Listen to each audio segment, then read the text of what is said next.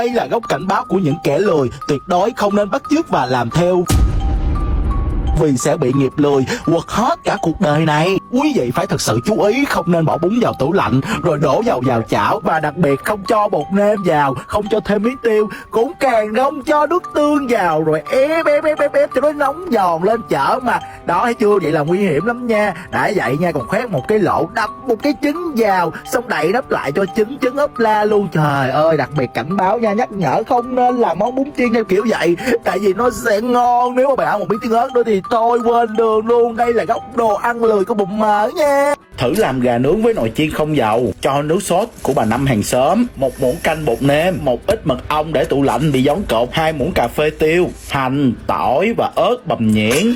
Xong trộn đều lên, nhớ là đều tay, trộn cho thật là đều đều. Mang bao tay vào, còn nếu sợ dơ tay thì khỏi mang. Lấy tay tẩm ướp massage cho em gà thật thấm.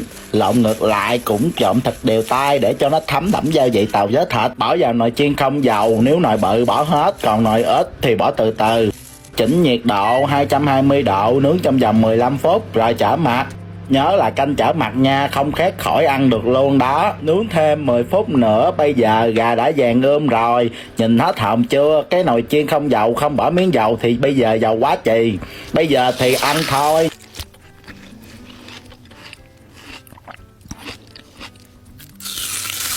Các món ăn mà các tiktoker thèm ăn phần 2. Ngay sau khi hết dịch thì Kiwi sẽ tới ngay quán bếp nhà xứ Quảng ở số 16 Trần Cao Vân. Đầu tiên là em sẽ đi qua bên Nhất Chút BBQ để ăn hải sản nè. Một quán khi hết dịch mà mình chắc chắn sẽ đi, đó chính là Mr. Steak. Ở đó bán beef steak rất là ngon và rẻ nữa. Kiwi sẽ ăn món thịt luộc chấm mắm cà, hến súp bánh tráng, mì Quảng, các món lẩu, trời ơi, có cái lẩu cá thác lát nữa. Xong đó là qua lò đất để ăn đồ nướng nè. Tiếp theo nữa là đi ăn lẩu cá nè. Đó, còn một quán mà mình rất muốn đặt và rất muốn ăn, đó chính là Nuôi Sà Bò Cống Quỳnh. Chỗ đó bán nuôi sà bò cơm chiên cực kỳ ngon vào ban đêm. Gà lên mâm, trời ơi, cái nẹt gà xong rồi ăn với lại xôi lá dứa, là nó xôi thì nó thơm mà nó mềm mà xong tráng miệng á. Ví dụ như là bánh chuối nướng nè, chè bà ba nè, rồi muffin bí đỏ. Oh my god, mà hết dịch để đi ăn thèm lắm luôn rồi đó. Vừa đi uống trà sữa, bánh tráng trộn, bún bò, bún đậu mắm tôm, trời ơi. Các hot tiktoker sẽ ăn gì sau khi hết dịch? Một quán mà Min sẽ đi ăn liền sau khi hết dịch hả? Quán Bebop. Địa chỉ là 34 Nguyễn Thái Học, phường Tân Thành, quận Tân Phú. Trời ơi, canh bún nè, bún riêu nè, gỏi bò nè, bò bía nè, há kẽo nè, bánh xèo nè. Rất là nhiều món ngon luôn mọi người ơi. Hết giãn cách thì chơi bếp sẽ ăn ngay món bò Wagyu nướng đá núi lửa, lát bò mỏng đặt lên đá núi lửa nướng vừa phải, chấm sốt ponzu có vị mặn, chua và béo ngậy. Món này ở quán Nướng Hiên, số 185 Trần Hưng Đạo, Phú Quốc. Qua dịch hả? Qua dịch Phụng sẽ đi ra ngoài làng đại học của khu Đại học Quốc gia, sẽ ăn những cái món sinh viên nha, rất là ngon, mà có những cái món Phụng rất là yêu thích như là ốc nè, bánh tráng nướng nè, rồi có răm bắp nữa, ngon lắm nha.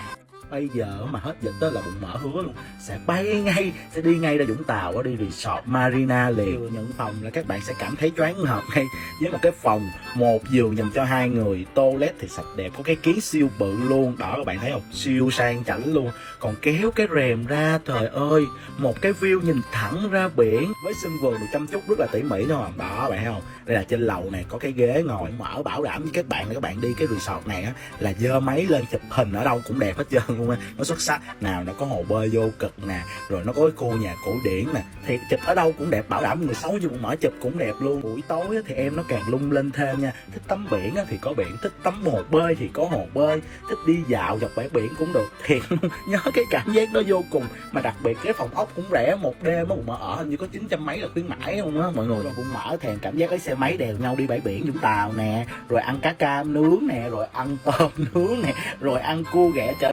Cho coi cái này nè, ai làm clip tiktok cũng thích hết đó chuẩn bị. Thấy chưa, thời tới đó, kéo mà thấy một hình giống nhau như vậy là thời tới rồi chị em ơi. Lên xu hức yeah thời tới đó, mấy cái hình giống nhau người ta like tìm lên. Mọi người ơi, mấy hôm nay bụng mỡ ở nhà cứ ngồi rầu rĩ lướt Facebook và chẳng biết làm gì, thì vô tình lướt thấy một cái trang ở quận 3, thấy cái cô này bán bánh canh bột gạo mà còn có sườn non nữa, mà trời ơi nhìn lại địa chỉ hết hồn luôn, cách nhà có 2 căn mà 30.000 tô, tội gì mà không đặt thử liền, trải nghiệm liền cho các bạn nha. Sau khi đặt tầm buổi tối á nha mọi người, thì đúng giờ trưa cũng là sáng mai cô nấu là chưa ăn được, thì đúng 11 giờ cô giao bụng mỡ đặt 2 bịch, mỗi bịch 30.000 về đổ ra một cái tô. Trời mọi người thấy không, có sườn non luôn nè, rồi có da heo, rồi còn có cá mọc nữa. Bánh canh á thì là làm bằng bột gạo sắc ra, nấu thì đậm đà. Trời ơi, mùa này mà ăn được cái tô bánh canh 30.000 mà như vậy là êm rồi, không cần gì hơn nữa. Mọi người ai mà ở quận 3 thì vào cái trang mà gì tôi là dân quận 3 mà đặt nha, nhiều đồ ở trong đó lắm, vượt qua mùa dịch thành công nè.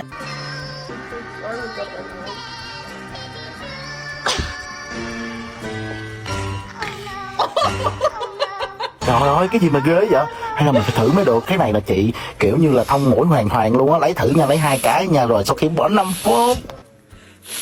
Có gì đâu. Cơm cháy kho quẹt tại nhà, siêu đơn giản. Thịt ba rọi nước sôi vào bỏ vô, đừng để quá chín, lấy ra rồi cắt nhỏ. Rồi trước khi đảo đều cái chảo này, để nhớ mặc áo dày tay, đeo khẩu trang hoặc mặc áo mưa, tại vì nó văng lại văng thẳng vô mặt tàn phai nhan sắc ghế 1 triệu nha. Cái khúc này là nó khó chịu vậy đó. Rồi cho tỏi phi, hành phi, ớt bột vô, cho nước mắm vào, rồi cho tí xíu đường, bỏ ớt cắt mỏng vô, có bột ớt thì cho bên bột ớt, đợi nó kẹo lại rồi bỏ cái phần thịt vô, kho trong vòng khoảng 5 phút. Đó, bắt đầu nó tươi rối gì đó, cho miếng tiêu nữa là xong cái kho quẹt siêu dễ luôn đó mà. Rồi 30 giây đó, các bạn có 30 giây là làm được cái kho quẹt đó, là trên TikTok thôi á. Còn các bạn làm ở nhà chắc cũng phải cay buổi sáng á, rồi nó chua lắm thiệt luôn. Ai tin TikTok mà làm theo á thì ta nói là sai lầm nha, đừng bắt chước như bụng mỡ. Nhưng mà cái món này ăn với lại cơm cháy á, với lại rau mà quẹt với một cái thì đúng là nhất cái nách. Thì bây giờ bụng mỡ ăn đây, bye bye các bạn. Bụng bò không cho heo mà dân vui, tại vì sao? Lên bộ mò phải dậy được sớm, đánh răng rửa mặt thật sạch sẽ, lên bộ đồ thật chỉnh tề, chạy qua nhà chú Bảy em cô Năm kế bên nhà bà Tám, bạn của ông nội đó, để lấy 2 phần bún bò đặc biệt. Nhờ họ hàng thân thiết nó gần món cho bác không tới, nó chỉ có trả đến 50.000 một tơ hai, nhưng mà mùa này tao bún bò 50.000 mà có trả nè, thịt bò thì siêu dày, còn đặc biệt có cục mỡ nổi ăn kèm rau sống như trên màn hình thì các bạn thấy 50.000 cũng đáng đồng tiền đúng không? Chị Bảy của ba. Mặc dù bán online mà chỉ bán online mùa dịch, nhưng các bạn thấy cái tô bún bò này không, đúng chuẩn đúng không? Nước thì nó ấm thơm nồng nàn, hương vị đặc biệt, có nhiều mỡ nổi, bụng mỡ cực mềm, đúng chuẩn một tô bún bò nha. Mặc dù bán online nhắc lại lần nữa. Và trong cái clip này bụng mỡ lại xin fan mấy chị bán hàng online thôi. Mấy chị nấu ăn ngon, nấu cơm tấm, nấu bún mắm, nấu hủ tiếu, nấu chan, nấu bò kho ngon, ok mình dừng lại nấu cho gia đình mình ăn thôi, nếu thực sự mình không bán cái món đó.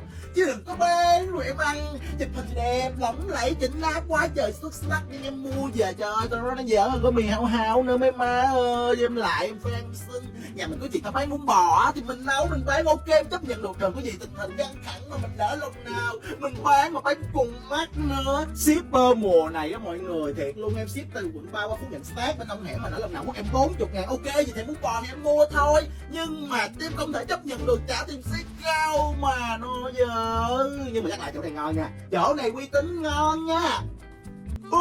Vậy là Sài Gòn cũng được mở bán mang về rồi. Và món đầu tiên mà các bạn mang về là gì? Bụng mỡ order liền cái món đầu tiên này, bảo đảm chất ngất ngây và làm thương nhớ lòng người, nhất là các bạn gái. Đó chính là bánh tráng trộn nè.